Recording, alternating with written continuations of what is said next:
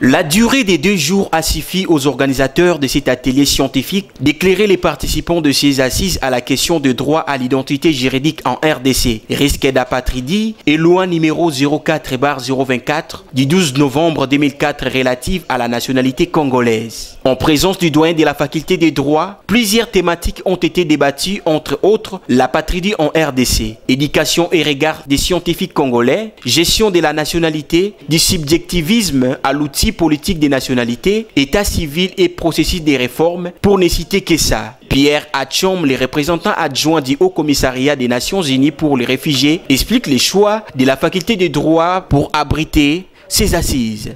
Nous avons choisi l'université de Kinshasa tout simplement parce que la question de l'apatridie en lien avec la nationalité est une question purement juridique.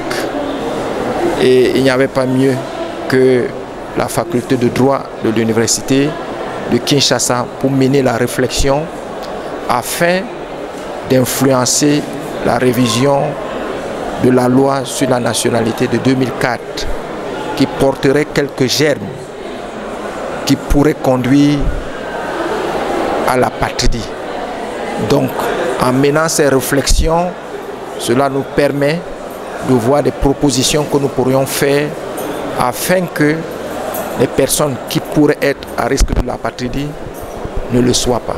Madame Vélancy a enrichi l'urgence de promouvoir la question de l'identité en RDC selon les comités techniques interinstitutionnels de lutte contre l'apatridie en RDC. Le CETELA en sigle a été mis en place pour accompagner le gouvernement congolais, notamment tout le ministère, dans le processus d'adhésion aux conventions. Comme vous le savez, notre pays n'a pas encore adhéré aux conventions des Nations Unies sur l'éradication de l'apatridie, notamment la convention de 54 sur les statuts des apatrides et la convention de 61 sur la réduction de cas d'apatridie. Les lois nationales doivent se conformer aux conventions internationales qui seront adoptées par la République démocratique du Congo.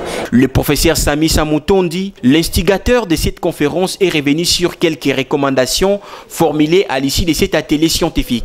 Il y a ici des recommandations allant dans le sens de la vulgarisation des 2 conventions, la convention de 54 et la convention de 61, au niveau des étudiants que nous encadrons tous les jours, d'encourager les étudiants à mener des recherches dans les domaines d'apatridie, d'encourager également les personnels scientifiques apprenants et doctorants d'aller mener les recherches dans les domaines de l'apatridie parce que c'est un fléau qui insécurise. Vous imaginez, vous, la journaliste comme vous êtes, sans identité, vous ne serez pas protégé. Il faut noter que, par définition, un apatride est toute personne qu'aucun État ne considère comme son ressortissant par application de sa législation. Ou plus simplement, une personne dépourvue de nationalité qui ne bénéficie de la protection d'aucun État.